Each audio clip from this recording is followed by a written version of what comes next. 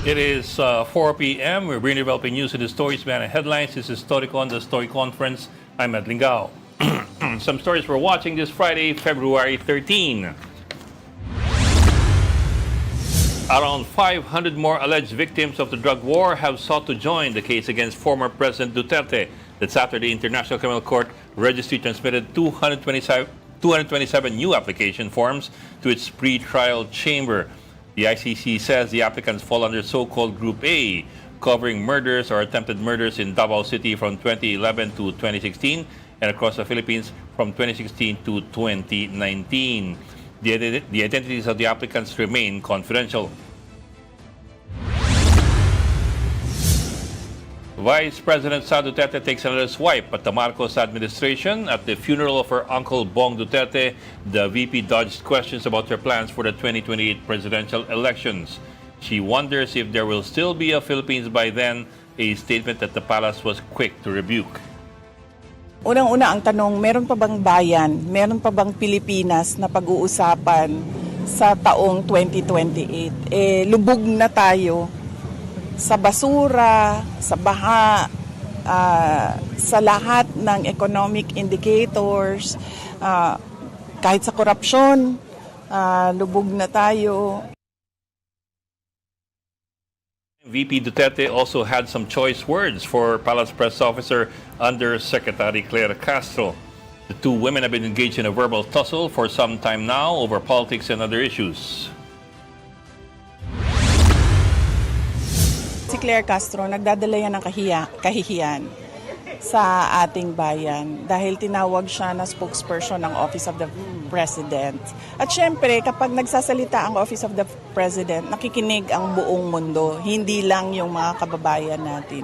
At syempre, kapag ganun yung nagsasalita at ganun yung sinasabi ng nagsasalita, ay nagdadala siya ng kahihiyan sa bayan natin. Kaya dapat hindi na siya pinapakinggan at pinapansin. Siya ang source ng fake news.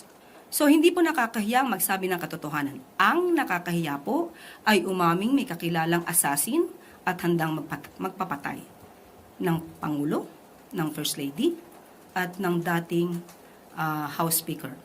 Ang nakakahiya po ay hindi gumalang sa order ng court at manuntok ng sheriff. Bawal po yan sa batas. Sabi po niya ay nakakahiya tayo sa internationally, ay mas nakakahiya po yata ito. Dahil ito mismo ay na-news at nandyan pa po ang kanyang muka kung saan ipinakita dito isang vice presidente nag-threaten with her assassin laban sa Pangulo. In other news, the Philippine Bar Association has offered to host and provide a neutral venue for a proposed public debate between former Supreme Court Justice Antonio Carpio and Senator Rodante Marcoleta. Topics are issues related to the West Philippine Sea. The association expects the debate to promote an open, fact-based, and respectful exchange of views to help inform the public on legal and constitutional matters. The group committed to provide professional moderators, clear debate protocols, and open media access to ensure fairness, transparency, and civility.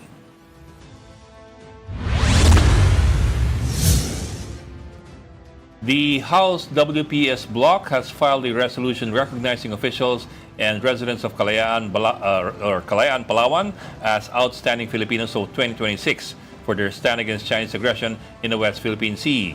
The resolution honors 16 local officials for their courage, vigilance, and unwavering commitment to Philippine sovereignty.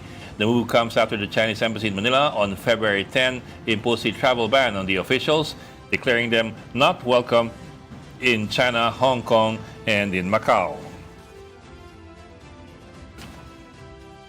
And the Supreme Court has directed Ombudsman Boying Remulla and the Independent Commission for Infrastructure, or the ICI, to submit their formal comments on the petition for certiorari filed by former Congressman or fugitive Congressman Zaldi Co. In his petition, Co challenges the Ombudsman's resolution that found probable cause to indict him for graft and malversation linked to questionable state infrastructure projects. The respondents have been given 10 days to file their comments on the petition. And And joining us today on this weekend, Starcom's resident... Oh, wala pa pala si Ronald. We'll see later if Ronald is going to be able to join us all the way from Japan. Pero ang siguradong pasok na dyan ay ang ating editor-in-chief ng Philippine Star, si Ami Pamintuan. Ami, happy weekend! Happy Valentine's Day advance. Everybody. Valentine's.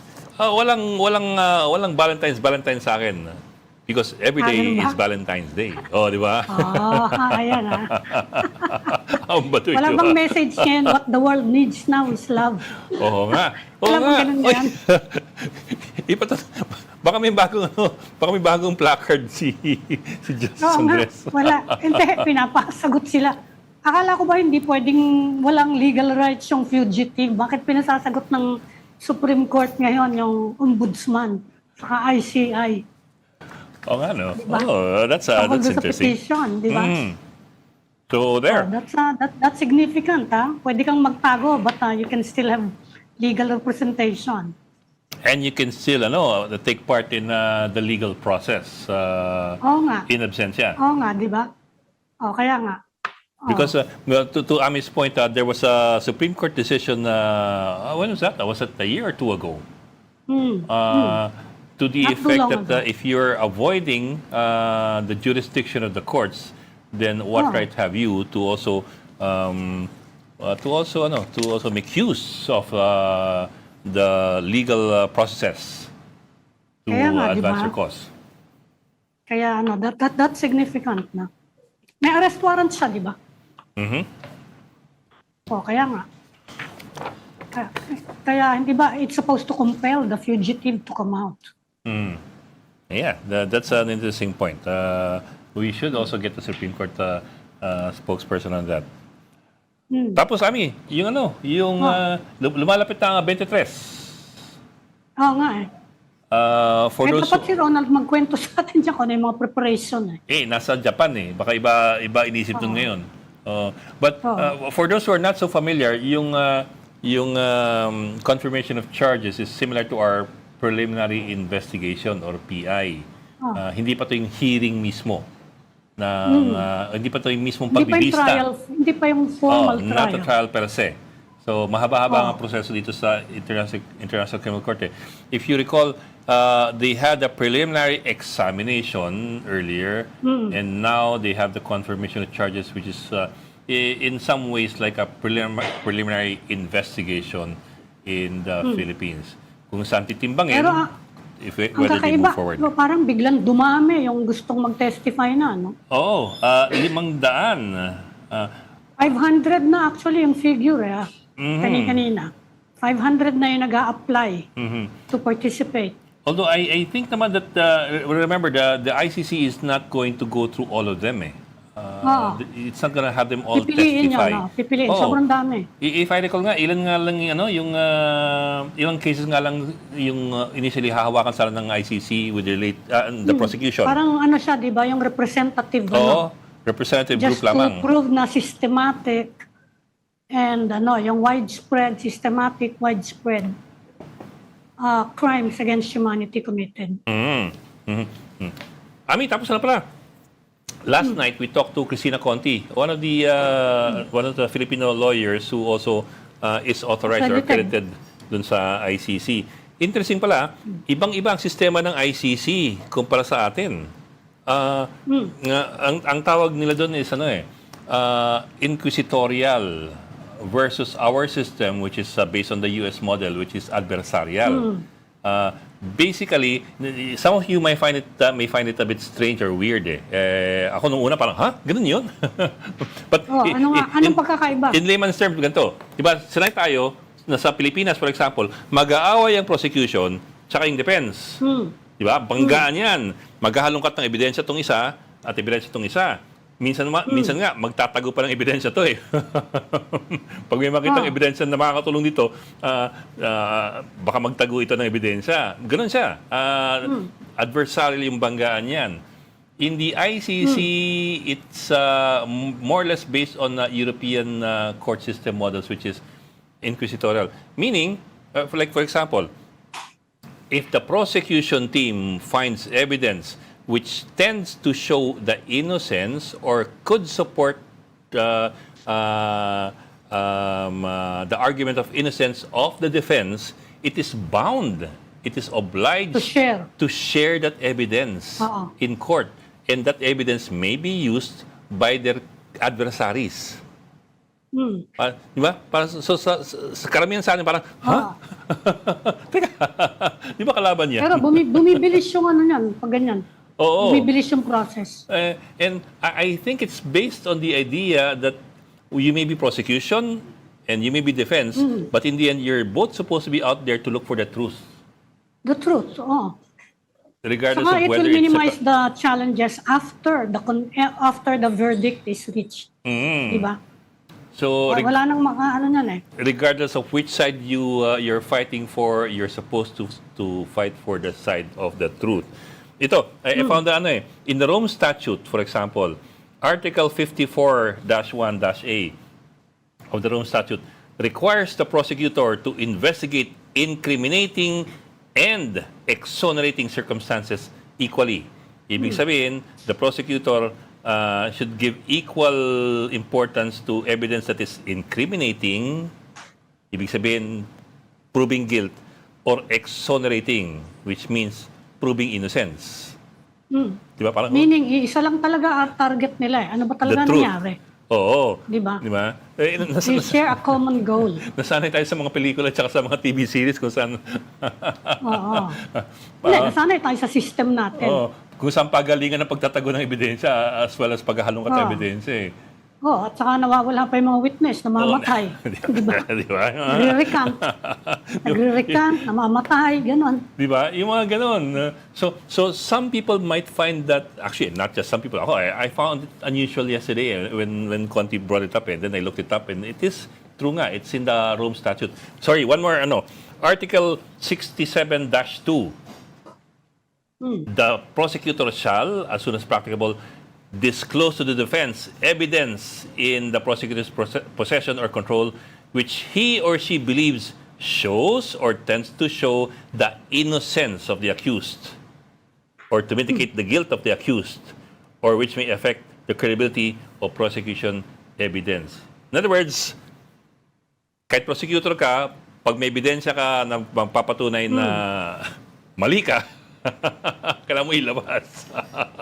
Pero, mahirap-hirap yan on the part of the defense, ano?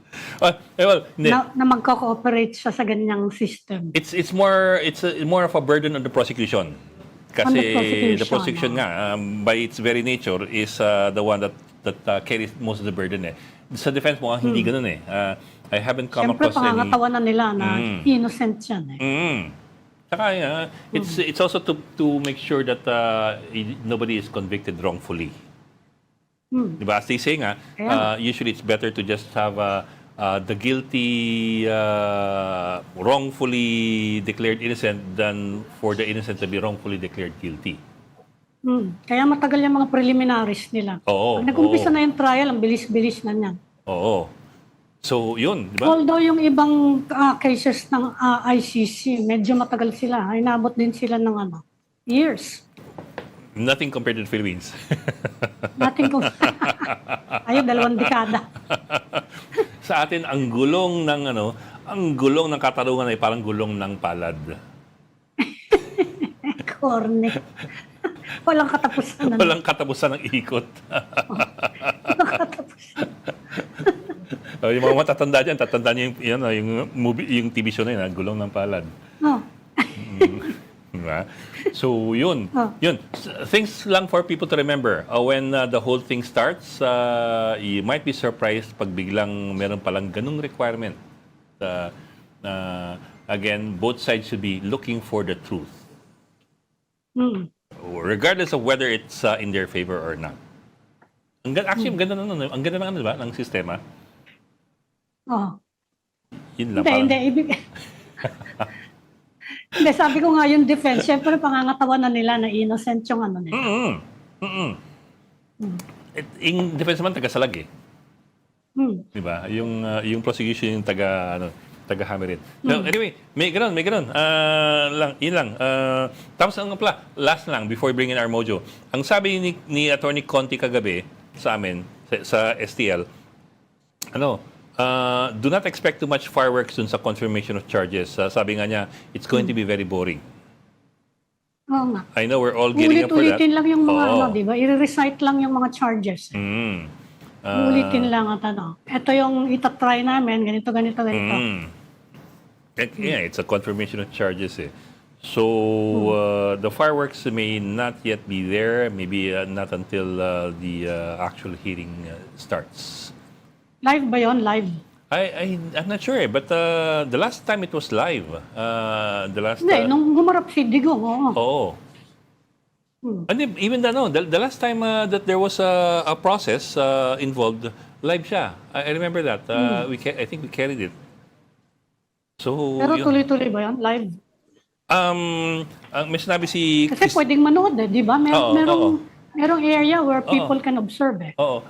May sinabi si First come, Christina first serve, Conti yun na nga lang yung di ba? at the outset, may 30 minutes ang defense, may 30 minutes ang prosecution, tapos may ganun It's very structured.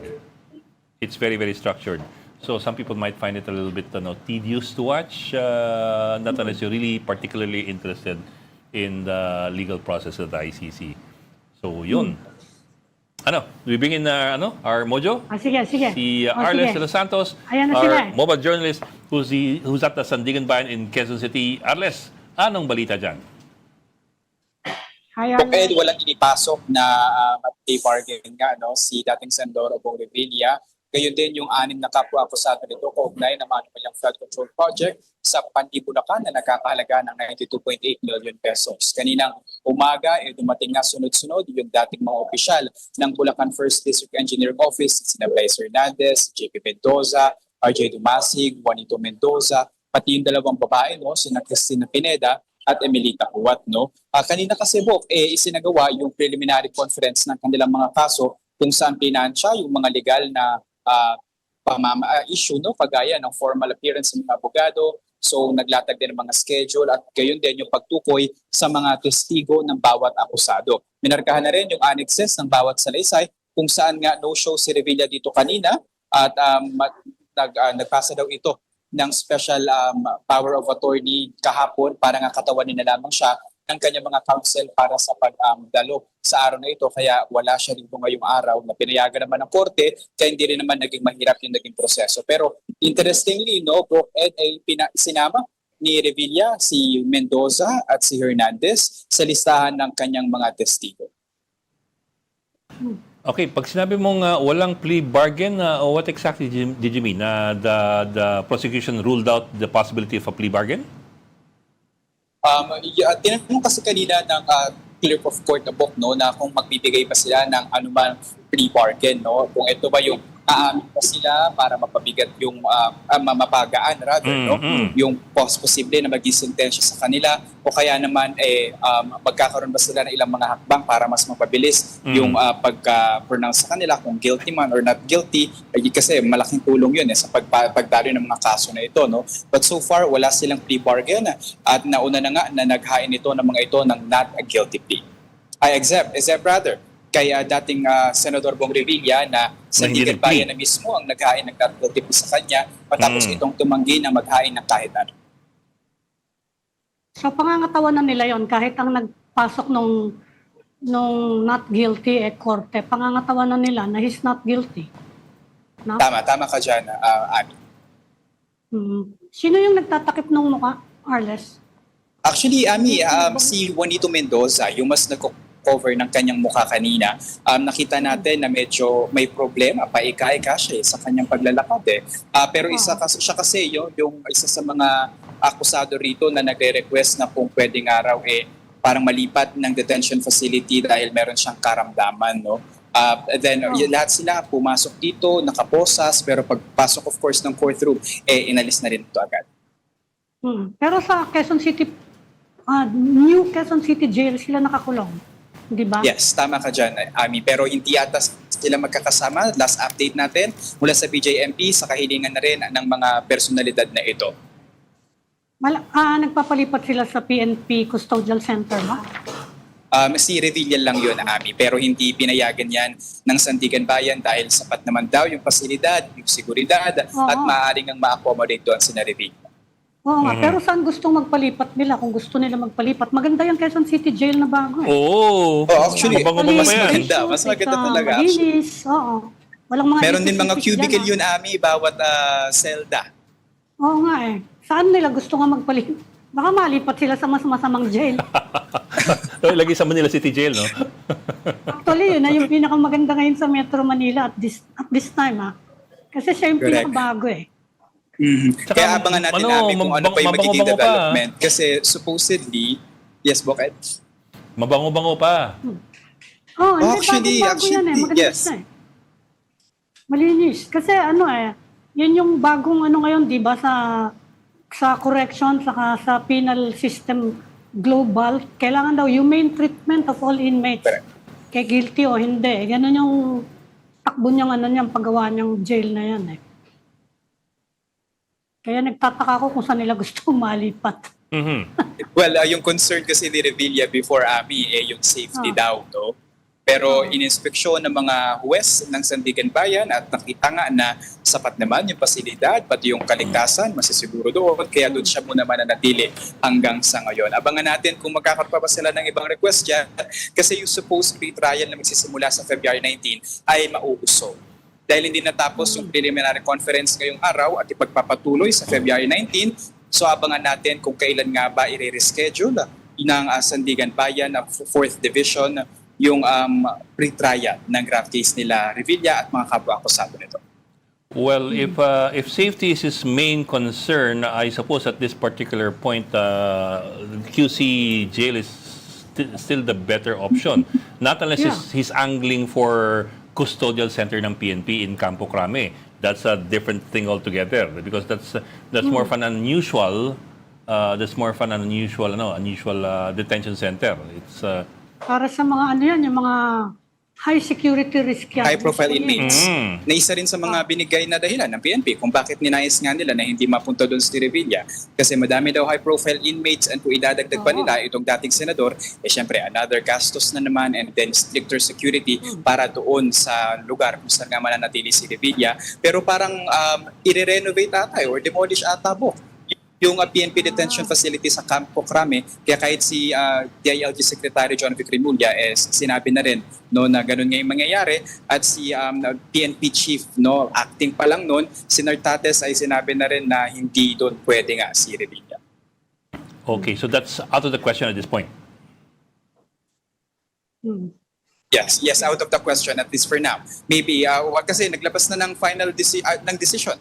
Not I can consider kung final na ba talaga yun or magkakaroon pa sila ng appeal, no? But at least the Sandigan Bayan has ruled out to not approve yung request ni Revilla na mailipat dahil nga yun sa sapat daw yung security at yung pasilidad para doon sa Quezon City Jail na pamalagian ni Revilla. Yeah. That's a good reminder. It is not the PNP or anybody else who makes the decision on where a person is detained Correct. while the the hearings. It is the court, which in this case is Sandigan Bayan. court. Yeah. Okay. Okay. Meron pa, Ami? Okay na. Arles, may Okay na. pahabol ka? Okay na Thank you. Okay na? Thank O, you, kamusta Arles. Valentine's mo, Arles? Oo nga, naka-Valentine na siya. Naka-red. Valentine red na siya. Oo. Wala. Normal day lang bukas. Normal day lang bukas. Okay. Well, if you believe that Valentine's Day is every day, then Correct. Oo, samanto si ano, si Father, Valentine's ano. will also be a normal day for you, di ba? Okay. Maraming salamat sa iyo. Arles de Los Santos, ating mojo sa Sandigan Bayan. Thank you, Arles. May isa ka pang mojo. Yeah, we now bring you to Taguig where the wake of former Speaker Jose de Venecia Jr. is being held. We talk to mobile journalist Jazz Paredes. Jazz, kamusta dyan? Amy, Bok, tuloy-tuloy nga yung pagdagsa ng mga nakikiramay sa pagpanaw ni dating House Speaker Jose de Venecia Jr. And ngayon nga yung ikatlong araw ng kanyang burol dito sa Heritage Memorial Park dito sa Taguig City bago siya ilipat bukas sa kanyang hometown sa Dagupan City. At kanina no, nagsimula yung kanyang burol ng alauna ng hapon at ilan sa mga personalidad na nakita natin dito at pumunta para makiramay ay si Senator Bam Aquino, si former DPWH Secretary Helio Babe Singson, former Congressman Mike Arroyo kasama ang kanyang may bahay na si Angela Arroyo, former Health Secretary Francisco Duque III at Makati City Mayor Abby Binay and Senator Camille Villar na kadadating lang, kanina lang kadadaan-daan lang niya. At ang nakapanayam natin kanina, Ami and Bok Ed, ay si Senator Bam Aquino at kanina sa kanyang mensahe, inalala niya yung naging legasiya ni JDV na kung saan minention niya kanina na hindi man daw alam ng nakararami pero ito daw si JDV talagang pinapansin niya yung mga mas batang legislador and mga congressman at binibigyan niya ng mga payo at isa na rin siya doon sa mga napatunayan nung gaano kabait itong si JDV. And bukod naman sa pagiging sa politics side, ito namang si former Congressman Mike Arroyo, nakapanayam din natin siya kanina at sinabi niya na naging ninong nga daw sa kasal nila itong si JDV, kasal nila ni Miss Angela Arroyo. At sa ngayon ay hindi pa natin nakikita itong may bahay ni JDV and si Pangasinan 4th District Representative Gina De Venecia, ngunit dumating na yung kanyang mga anak. And actually, kanina inaantay din natin ay baka dumating daw si President Bongbong Marcos pero sa ngayon ay hindi pa siya dumadating. Pero ito yung mga naririnig natin na baka daw dumating siya ngayong araw. At kanina naman nung nakausap natin si former DPWH Secretary Helio Babe Singson, kanina naman ang kanya namang mensahe, yung kanyang malapit nilang relationship ni JDV. Inalala naman niya na principal author nga itong si JDV ng ilan sa mga kagaya ng Dollar Remittance Program, the Basis Conversion and Development Act, and yung Build, Operate, Transfer Law, and yung Philippine Economic Zone Act, and New Central Bank Act. So sa ganun niya inalala si JDV at sabi pa nga niya, biro niya kanina, na naging close sila nung nagkaroon ng dingdol sa Dagupan City at kayon ay kararating lang din niya para bumisita at makiramay dito sa wake ni dating House Speaker Jose De Venecia Jr. At dito, hindi pa naman last day yung kanyang wake ngayong araw, no? Meron pa rin naman dito sa Heritage Memorial Park sa Tuesday pero ililipat muna siya sa Dagupan City sa Bonoan Gazette sa Dagupan City mula Feb 14 hanggang 15 at pagdating naman ng Lunes ay magkakaroon ng Memorial at Necrological Service na isasagawa sa Batasang Pambansa at pagtapos yun ay babalik siya dito sa Heritage Memorial Park at pagdating ng Feb 17 ay ito nga dadaling na yung kanyang labi sa libingan ng mga bayani dito rin sa Taguig City, ang Bok. Yes, across the political spectrum yung mga bisita niya, yung mga mga nakikiramay, saka yung mga bulaklak, no? Lahat siya na, kaibigan lahat Pati from Rodrigo Duterte to Actually, for to those who yung mga people in power now. Di ba, Ami, for those who are too young to remember, si JDB is the original Mr. Suave sa politika. Siya yung nagtatatag parate sa Kongreso ng Rainbow Coalitions. Rainbow Coalition. Yes. Oo, and for Kaibigan nga ng lahat. for quite a long time, halos walang opposition doon sa lower chamber. He's able to manage all the egos and the principles in the lower chamber. Although yan ang kailangan. But it worked against him nung tumakbo siyang presidente kasi yun ang naging issue sa kanya, natrapo daw siya, di ba? There you go. Politician, yan ang problema. Kasi magaling siyang Magaling ka sa consensus building, which you actually need, the speaker, kaya lang, yun nga yung magiging impression sa'yo. kasi parang magaling siyang sumausaw sa kahit aling ilog. Yan, Rodrigo, yan na nga yan, Rodrigo Duterte. Pero actually, may unifying force, parang si FBR din, di ba? Pareho sila, Team Philippines siya, Rainbow Coalition. Just question lang. So, si JDB is going to be laid to rest here sa libingan ng mga bayani. He's not going to be laid to rest in his hometown. Hindi, Bok Ed, no. Ayun ang nilinaw din sa atin, no. Dadalhin lang siya at ng 2 araw ng Sabado at Linggo sa Dagupan City para magkaroon din ng week on public viewing doon para naman sa kanyang hometown. Pero ibabalik din siya dito sa Taguig para dito naman sa Libingan ng Bayani yung kanyang burol o libing. Hindi siya doon sa kanyang hometown. Bo. And then tama ba sa early next week doon sa Kongreso? Tama ka dyan, Bok, no? Magkakaroon daw ng necrological service at memorial na isasagawa sa Batasang Pambansa. February 16 yan gaganapin, Bok. At pagtapos nun na ibabalik na dito sa Heritage Memorial Park yung kanyang labi ng Feb 17. Ito na yung huling viewing. Tapos pagdating ng Feb 18, Wednesday, ito na yung dadali na siya sa libingan ng mga bayani, Bok. And I can see also, but I don't know if I saw it right kasi si De Venecia pulled in all sorts of people both from politics and business. I Yes, think I in just business, saw Ramon Ang kanina. Ayan, Did I see nakikita Ramon niyo. Ang? Yeah, that's Ramon Ang. Si Toby Chanko. Mhm. Sila Jojo Binay ba to? I think this is Lipanan. Gordon. Teka lang ha. Oh, yeah, Dick Gordon. Yes, tama ka dyan, Bok, na talagang tuloy-tuloy yung pagdagsa ng mga tao dito. Barbers. Sa ngayon, Ayan, si hindi Barbers, natin Barbers. nakita kung sino yung mga dumating. Pero so far, yung nakita natin ay si Makati Mayor Abby Binay and si Senator Camille Villar yung pinaka-recent. And ayun nga, may mga parating pa rin hanggang ngayon and ina-expect natin na pagdating mamayang gabi, may mga ilan pang mga personalidad na na pupunta dito sa wake ni JDV, Ami, and Bok. Mhm. Okay. Trivia lang ha. Oh, sige, thank Sige. you. Ami. Hindi, sige. Sige. Pakawalan na muna natin si ano. Sige. Kasi trivia lang yung chismis ko eh. Okay, maraming Madalas kami salamat. magpunta nun dyan kay JDV Maraming sa salamat, bahay niya. Mojo Jazz Paredes. We will not ask you about Valentine's because ikaw ay nasa burol. Thank you, Jazz. Thank you, Jazz. Ami, Thank you're saying? you, Jazz. Ayun, pupunta kami dyan sa bahay ni nagluluto. Ang press release niya, siya daw ang nagluluto ng bonggole. Ang sarap ng bonggole niya eh. Ano? Pinagmamalaki niya yun. Bonggole? Yung Yung may yung clams? pasta with clams. Pasta with clams. Oh, yeah. Specialty niya yun, pinagmamalaki niya yun. Iimbitahin niya kami doon. Halika, pagluluto ko kayo ng bonggole. Dadating kami doon, naka-apron pa yan ha. Ewan ko siya talaga nagluluto. Inutusan lang niya na gawin yung recipe niya. Pero ang sarap talaga, ang sarap-sarap.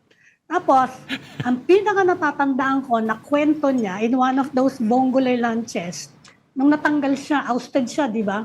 As speaker. Sabi niya, alam mo, lagi ko nagsusuot nga nung may pinakita siya yung charm bracelet. Mhm. Sabi niya, nagsusuot na nga ako na lagi na ito kasi alam mo dyan sa house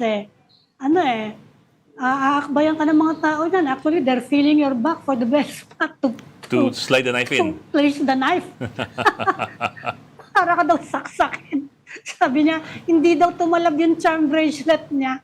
Yun ang natatandaan ko sa mga usapan namin. Yeah, the guy who was able to rally people from all political persuasions in the lower chamber, Natanggal din siya. in the end also failed to rally them behind his campaign in 1998, di ba?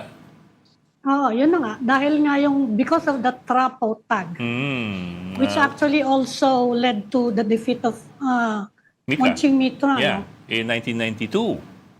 Another speaker. Oo. Another former speaker. Kaya mahirap yung pinanggagalingan pag speaker ka Oo nga, talaga. parang, sino ba speaker na nanalo na sa presidency? Wala. Wala pa, no? Oo. Wala. Si Manny Villar natalo. Oo. Oh. Oo nga. Oo, in 2010. Yung Ramon Mitra. Kasi yun na nga yung qualities that you need to become a speaker, nagiging issue against you. Masyado kang transactional, di ba?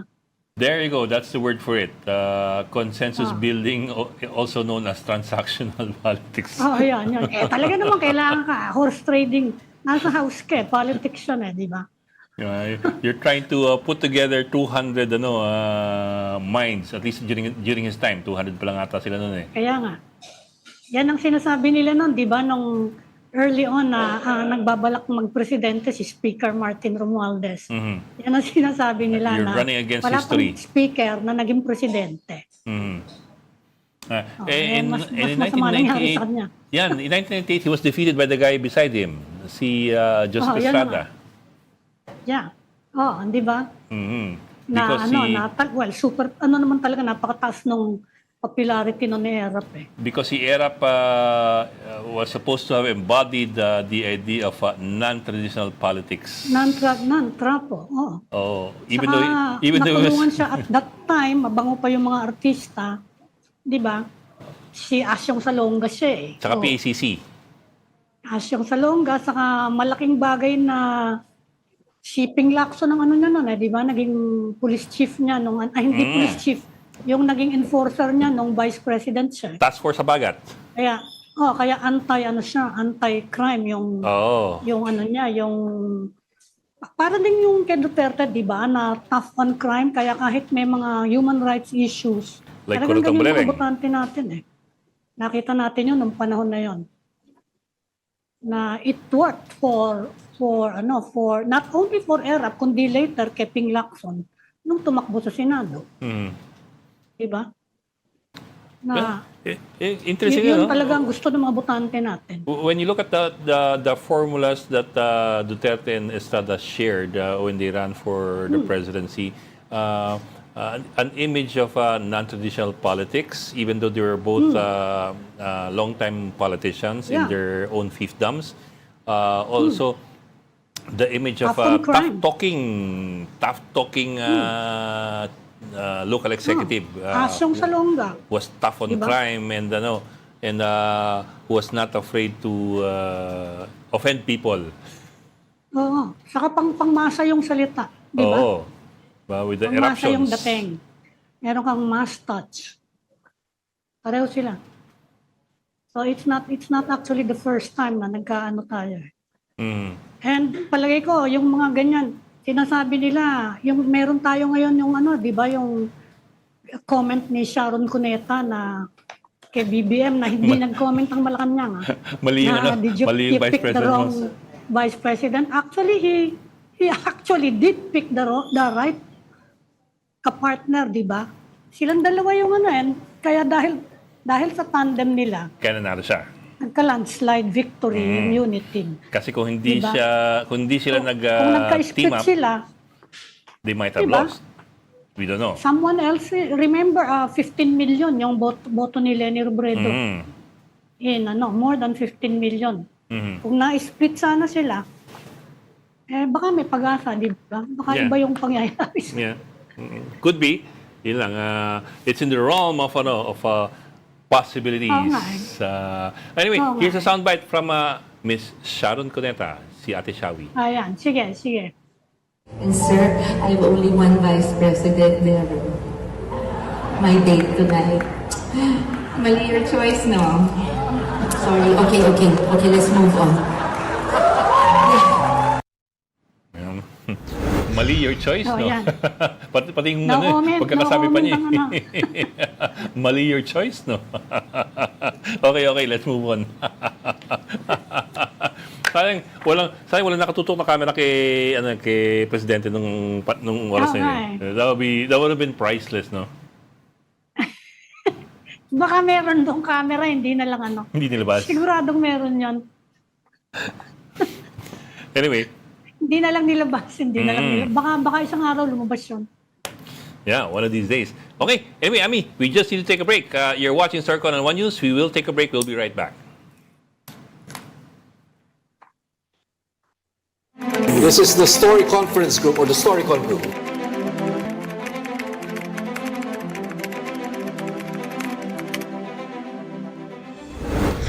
We've got developing news in the stories behind the headlines. Welcome back to StoryCon, the Story Conference. I'm Ed Lingao, and of course with us, Aming Pamintuan of the Philippine Star.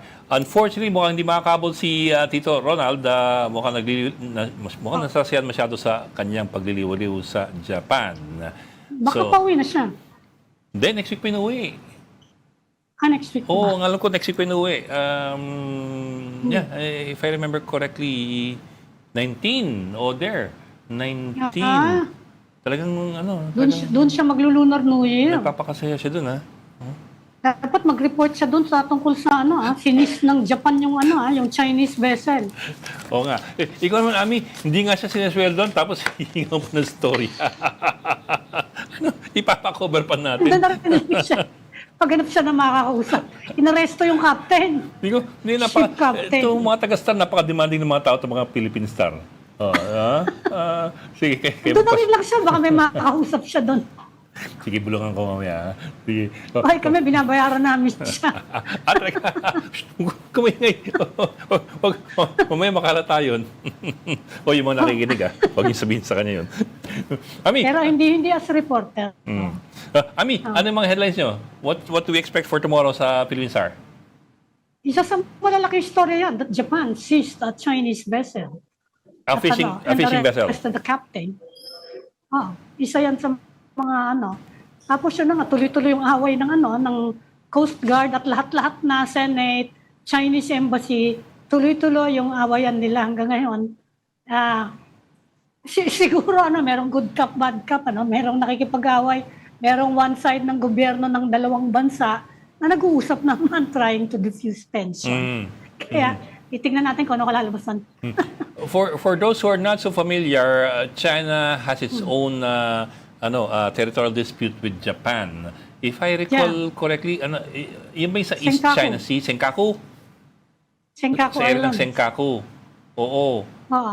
Matagal ng away yan at nagigirian din yung mga yan. Pero yun lang. Mas malapit yung nila, yung actually yung pinag-aawayan nilang dagat, tema sa medyo may shared areas, di ba? Pag tinignan mo yung mapa. Yeah. Kasi naman ang lapit ng Japan sa China kumpara sa atin. Kaya nga, mas komplikado. Parang yan, yung sa China and Vietnam dispute yan, they really have a shared area. Lalo sa, yung sa malapit Gulf. sa Hainan. Oo. Lalo sa Gulf area nila. Hindi ko pareho sa atin. Pag tinignan mo naman yung mapa natin, ang layo-layo naman ang border nila sa atin. Di ba? Kahit naman sa mapa, tingnan mo. And Diba? they have a much more I wouldn't say colorful pero a much more what's the right word for it?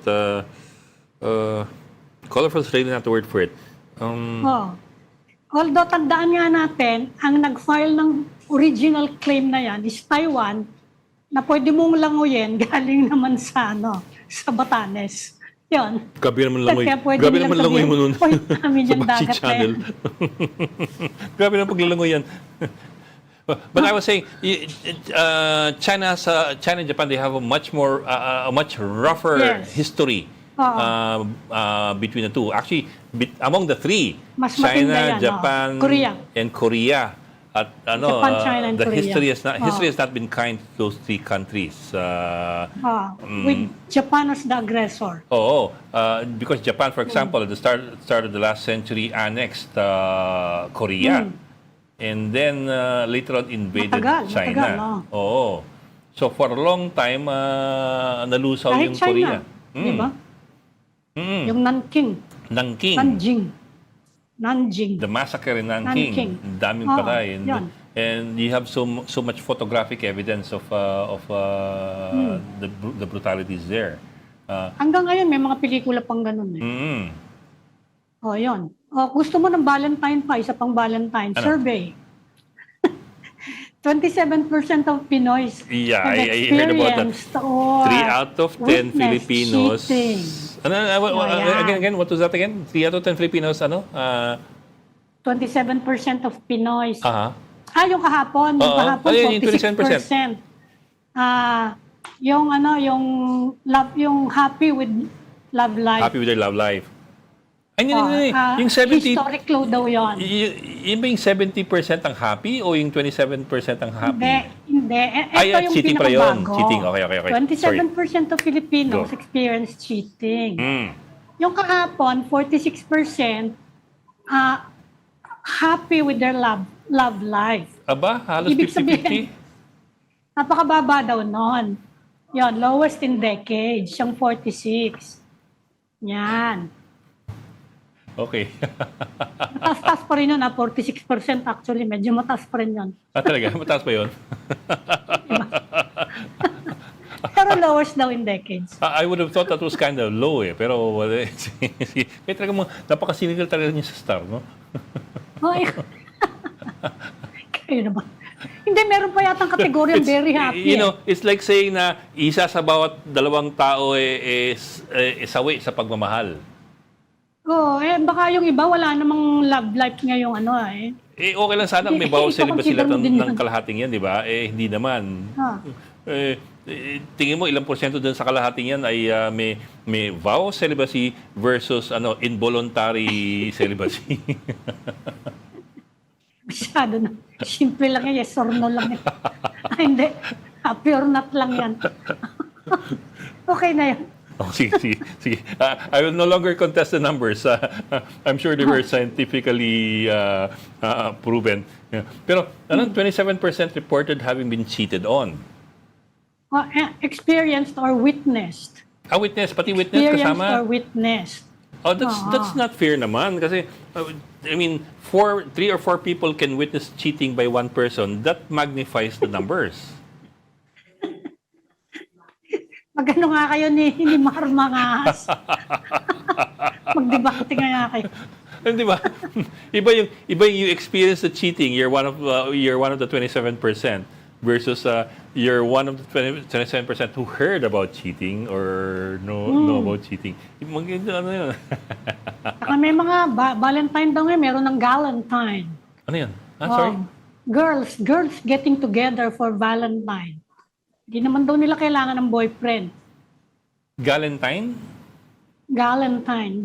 Gals. Girls. Galentine.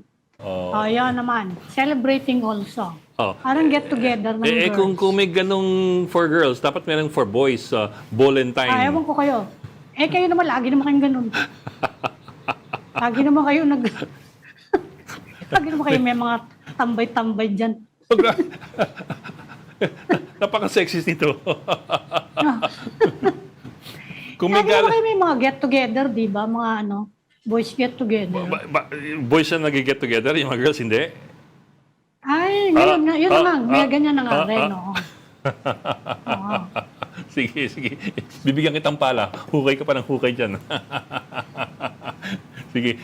Ano pa malaking istorya maliban sa Valentine's story ng survey? Marami mga sinabi dagdagan ko lang yung sinabi nyo, yung comment ni Claire Castro kay VP Sara. Manchurian candidate daw si Manchurian puppet. Ang tawag ni Claire Castro kay VP Sara. Pero may statement din si VP Sara on China, we should fix our relationship with all of our neighbors. Yan. True naman. I think I will agree with that. Medyo consistent naman siya sa nila. Yan. Kaya tuloy-tuloy puro away pa rin to ng mga senador. Yan. Yung sa Tapos, Saka may gusto mo interview si President Marcos nag-inaugurate ng subway. Yung reporter natin sa Channel 5 na ambush interview si VP Sara diyan sa libing ni Bong Duterte. Ang mensahe ni VP Duterte kay Claire Castro at kay PBBM is sana magkatuluyan kayong dalawa. I'm serious. That's what she said. Talaga. Valentine naman kayo naman. That's what she said. Of course, I'm paraphrasing. May hearing yung ewan ko kung ano hearing to, DICT, sabi niya, Facebook daw has committed to implement stronger action against online sexual abuse, scam, saka deepfakes, yan. Has committed to stronger enforcement, tama? Stronger action. Stronger action. Against Ewan ko kung ano yan exactly. deepfakes. Meta yan, Meta. Although ongoing yung hearing nilang, yung ganyang controversy is of course ongoing sa US ngayon. At titignan natin kung yung addiction naman yun, yung sa kanila, addiction of children. Ewan ko kung susunod tayo dun sa Australia and some countries in Europe have started also. Hindi lang Australia, may mga dumagdag. Ikaw, techie ka madali bang gawin yon? Which one? Binaban yung restrict? Binaban yung people of a certain age, minors. Restrict minors from using if there's regulation that requires you to upload, for example, a government ID first, then that's possible. But yun nga lang, ang problema lang dyan kasi is you'll be forcing people to have only one Kaya nga, social media iniisip ko account. paano implementation. Although Australia has started it already. Yeah. Matagal na yung Australia, several years ago or more than a year ago. Hindi. Di ba? Kailan lang. Kaya nga that was more than a year pitinitingnan ago. sila ng mga ngayon, ng ibang bansa. And I think several countries in Europe are considering na rin. Kasi, of course, you have to prove first that you are of legal age. Kaya nga. And to be delivery able peke nun. to be able to access social media. So for you to be able to prove your legal age, I suppose may requirements yan for you to submit. Like for example, government ID and maybe facial Pwede nyo interview recognition. yung mga telco. Nandyan daw sa telco nandyan daw sa session na yan yung telcos natin. And I suppose in a way that's like yung SIM card registration, 'di ba? Yan ang sinasabi ng telcos natin. Ang problema natin, hindi pa naaayos yung hindi ba yun yung matagal na nilang hinihingi na i-fully roll out nyo muna yung national ID system para sa identification verification. Wala pa nga yung ID ko Diba? 3 taon Hanggang na ngayon, hindi pa kompleto. Yan ang isang problema. Pati yung SIM card, ang dali-dali pa rin bumili ng SIM card ngayon, nanay. Yeah, but you Hindi have mo to matetrace. but you have to register it. Yung nga lang kasi as we have seen in the Pogo scandals last year. Kaya nga. Ang dami mga fake accounts using SIM cards na Kaya ginagamit nga. for scamming. So it is done. Kasi It has been binibenta. done. Yun naman sabi ng telco. Kasi pwedeng mga retailer lang kung sino-sino bibili ng SIM card Hindi naman sila nakaka-verify ng maayos nung tunay na identity nung bumibili kahit mag-register. Anong hihingin mong ID? Madali namang ipeke yun. Meron nga di ba? Nag-upload ng picture ng unggoy. Yan na nga. Kaya wala pa tayong remedyo dyan hanggang ngayon. Hindi ako Kaya yun. hindi ko malaman kung sakasakali. Palagay ko hindi makakasunod tayo sa pagbaba ng minors. Kasi hindi ko alam kung sino yung mga yun. Tayo, malayo pa tayo. Malayo pa tayo. Kaya nga. Kailangan you need an accurate and reliable identification system. Yan ang. Kaya hindi ko alam kung ano exactly itong commitment ng Facebook dito sa atin, Meta, to stronger action against online sexual abuse. Kasi unang-una, isa pang sinabi sa atin, marami na tayong in-interview ng mga children sa welfare groups, di ba? Sinasabi nila, isang pinakamalaking problema dyan, ang purveyor niyang mga online sexual abuse of children, kadalasan yung magulang. That's true. Guardians. Paano mo babantayan yun? Nasa bahay yun. Ginagawang hanap buhay yung kanilang mga anak.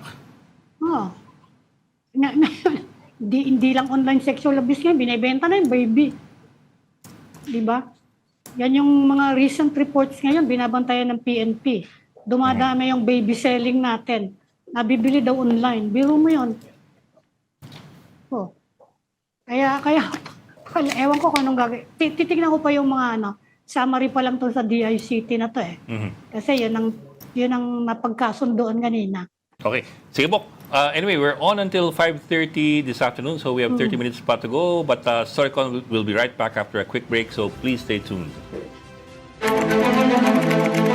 This is the Story Conference Group or the Storycon Group.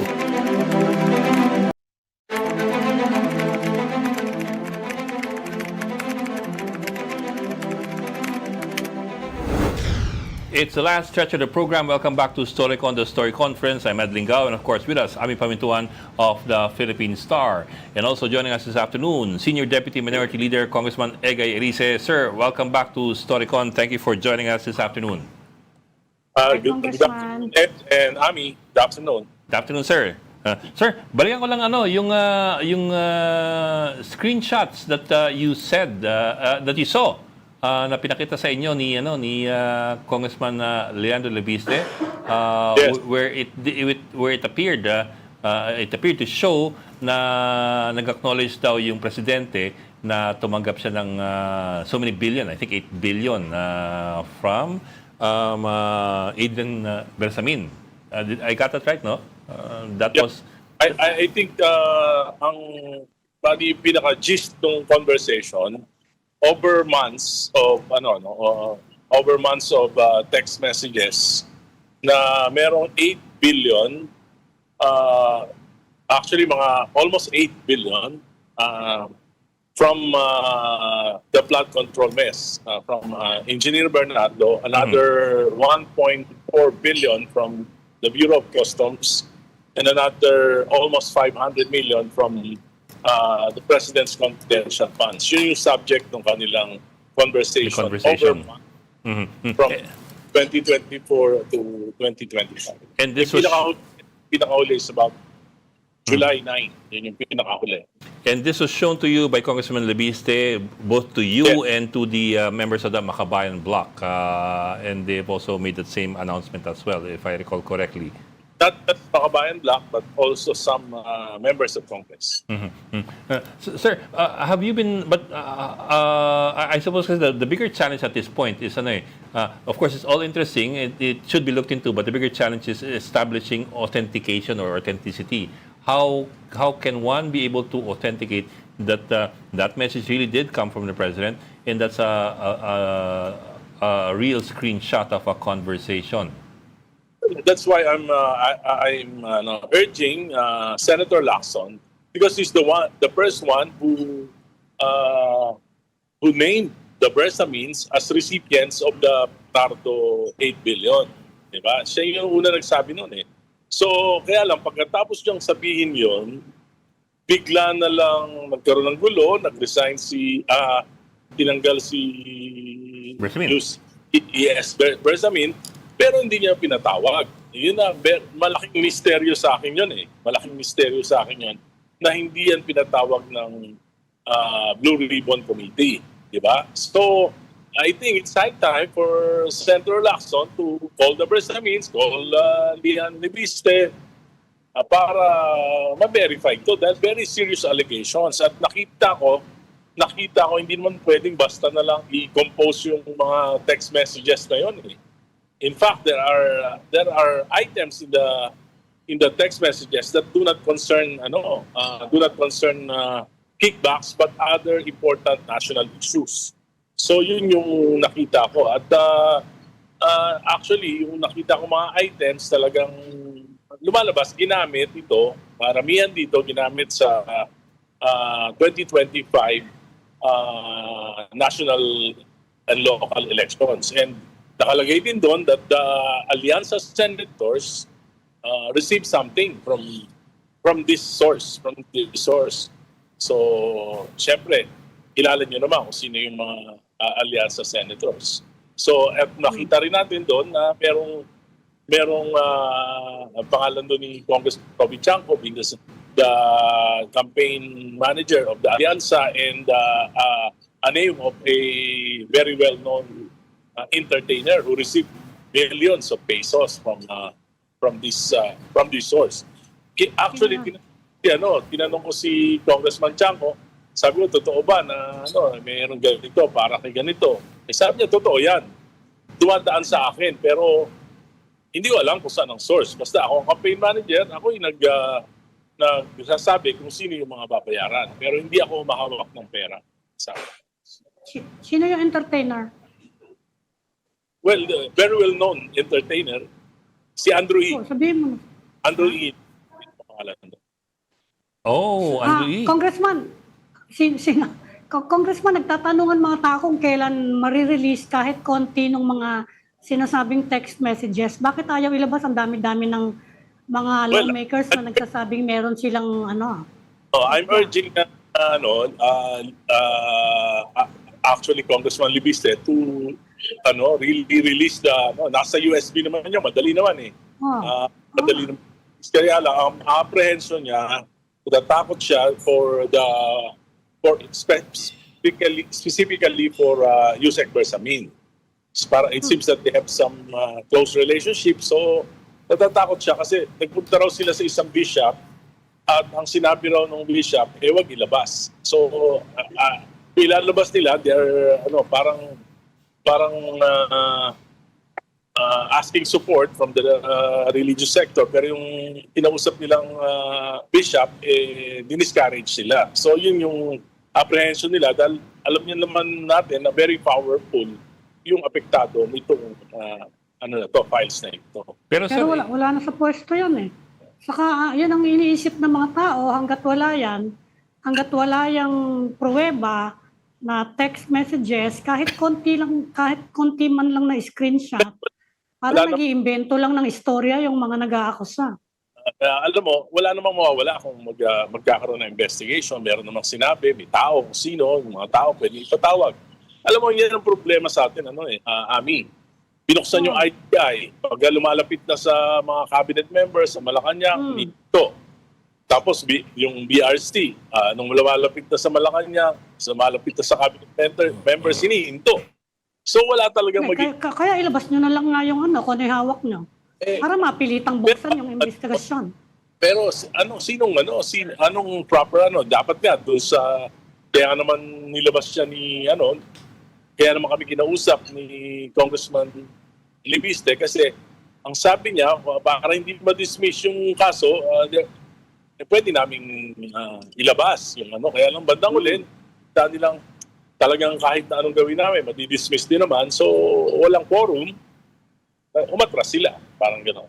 Pero sir, kasi if the concern is the safety of for example, Bersamin, Not only the safety, but the proper forum where to expose it. yes, sir. I understand, sir. Also that one. But basically, you guys have already exposed it, except that it's an exposure that's only halfway. In other words, you're talking about it, but you're not showing it.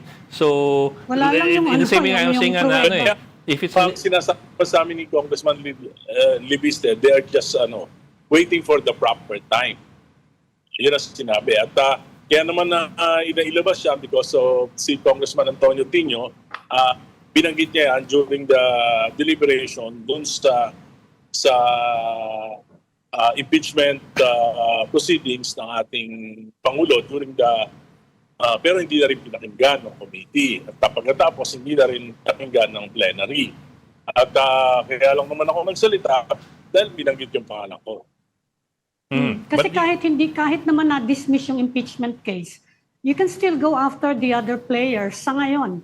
Habang immune from another there's impeachment no other complaint si player. Presidente, pwede nyo pa namang habulin si Adrian Bersamin. Actually, Adrian Bersamin, siya yung nagsabi na si Congressman Libiste, pinoprotektahan niya si Yusek Bersamin kasi si Yusek Bersamin, when the Bersamins were named, nagpunta sa bahay niya, may CCTV footage na nagpunta kasama ilang abogado, gumawa affidavit, kaya naiwan sa kanya yan. So, dahil natatakot, kaya niya naman gumawa ng affidavit, si Yusek Bersamin, natatakot siya, baka siya maging fall guy.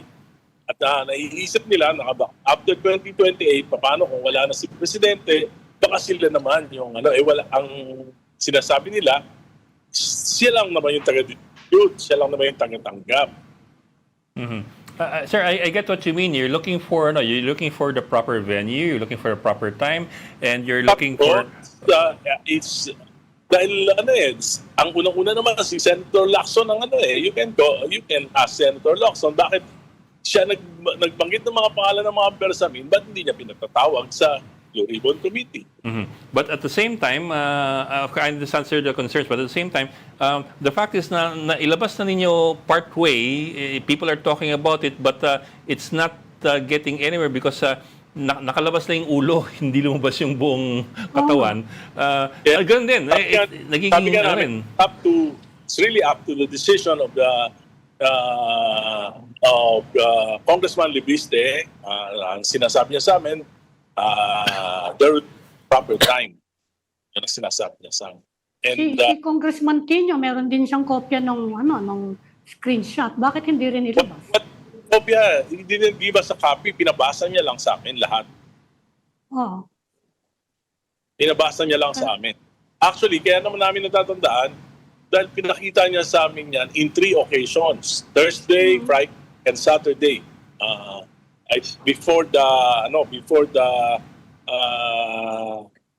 impeachment nung magkaroon na ng plenary. Before that, kasi gusto nga niya sana ilalabas namin ito sa plenary. Pero nagdalawang isip siya na nagdalawang isip siya na ilabas ito. So I think it's just fair if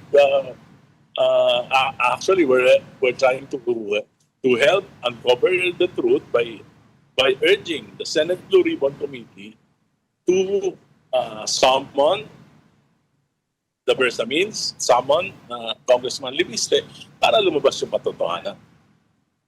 Kasi ang sasabihin diyan ng Senado, give us a stronger reason to open the case. Parang nagtuturuan yung mga tao. The chairman of the Blue Ribbon Committee who accused that the Bersamins received money from Engineer Bernardo. That's enough reason to summon them. Bakit? Tanong. Kailangan Bakit tanongin namin. Senator Lacson, bakit di mo pinatawag? Ikaw ay nagbulgar.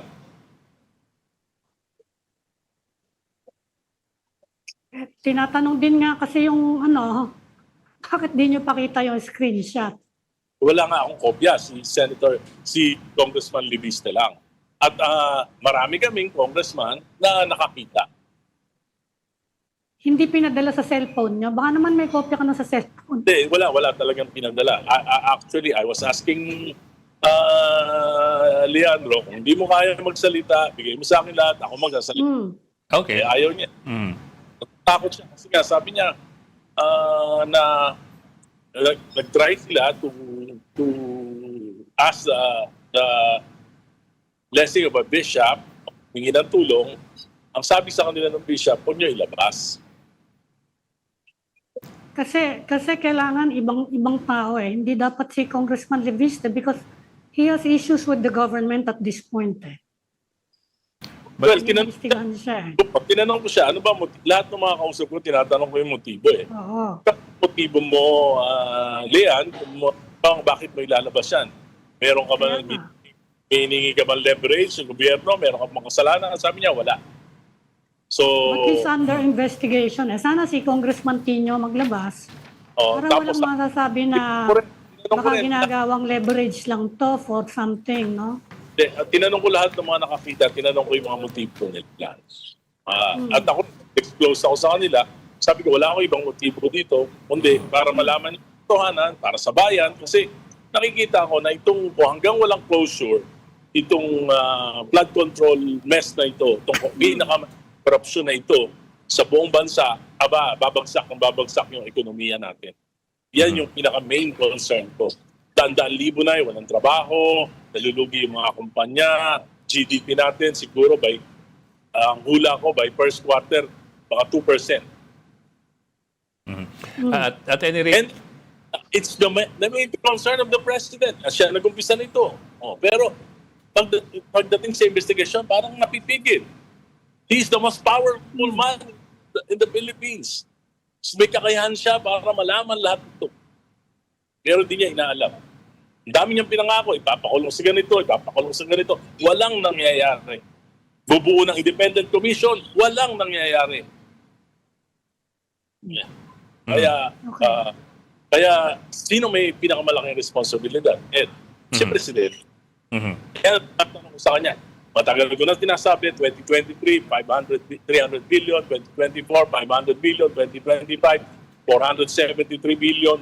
Sinalaula yung budget niya, yung para sa mga magtitinong proyekto, nilagay sa flood control, 1.445 trillion. Bakit siya pumayag?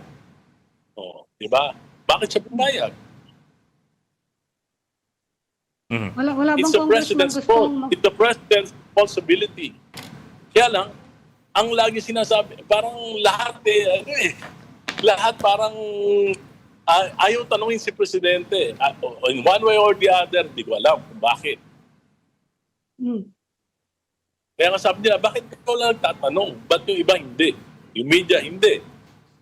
Pati yung mga kasama ko sa partido, sa kasama ko sa grupo namin, sa Pinklawan, sa Dilawan, bakit hindi nagtatanong?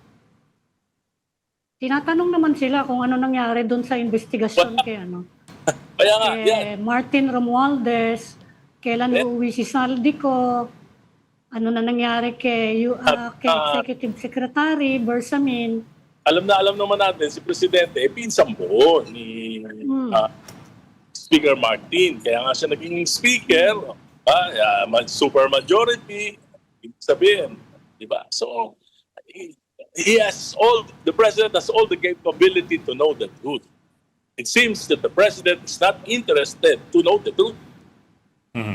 Actually, sir, I think naman a lot of people echo what you're saying na there's a great deal of disappointment over the number and the quality of people who have been brought to court over the In flood fact, control nakita scandal. na nga doon sa trust rate, bumagsak eh.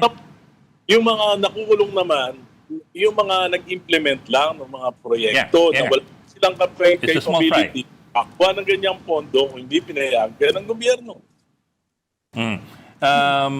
But at the same time, kasi it's also I suppose it's also a measure of fiscalizing. You can only expect Yung you can only sabi nga expect sa- you can only expect so much sabi from. ka na, bakit ginagawa yung ginagawa mo? Sabi ko, wala namang gumagawang iba eh.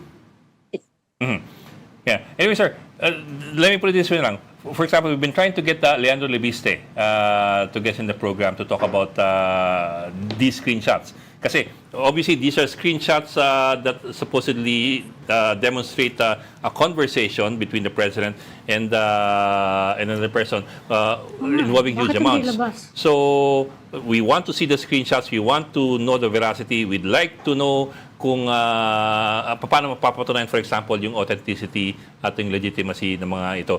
That's a good way to start the conversation rolling. Kasi we cannot ask the president to explain this if we do not even have anything to show for it. For example, we've never even seen the screenshots. I'm trying to convince Congressman Lebiste. Sabi ko, merong release lahat. Nagbe-break up siya. Ano? Yes, sir. Sir, you're getting choppy, sir. Wala siya. Pakiulit lang, sir. Sir, can you repeat, sir? Can you slow down and repeat?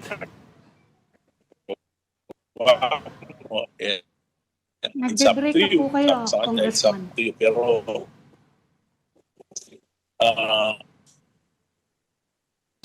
Sir, can you hear us, sir? Nawawala Mukhang siya. naputol. actually,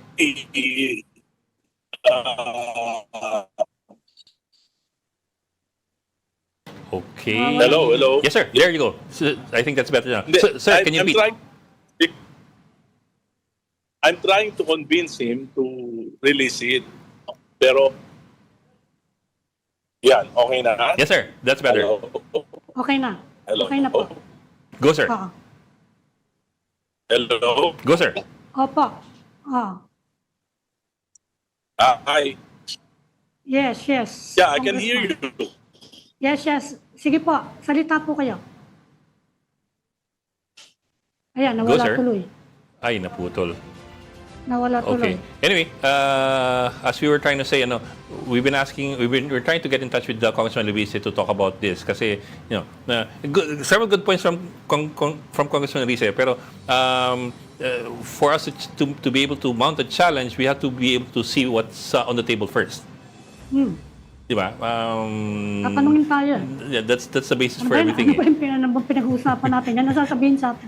So, yun. So, we'd hope to get him to talk about these things and to show us the screenshots and to talk about how it can be authenticated, how people can be assured na these are actual screenshots of a conversation.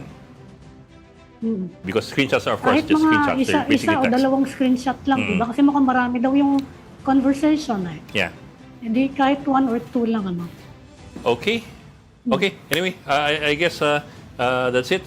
We'd like to say thank you to Congressman Elise for having joined us kanina. Sayang lang na po lang ating usapan. Anyway, thank you. Anyway, yung final na message niya, he's trying to convince. persuade Oo. Congressman Lebiste Na-release nga yung Yeah. yung screenshot. Yeah. And from there, we can move forward siguro. Okay? Maraming salamat for joining us today. Ami Pamintuan ng bossing ng Philippine Star. Join us again on Monday at 4 p.m. for Storycon. I'm Ed Lingao, kapatid. We are One News, all sides, all the time. This is the Story Conference Group or the Storycon Group.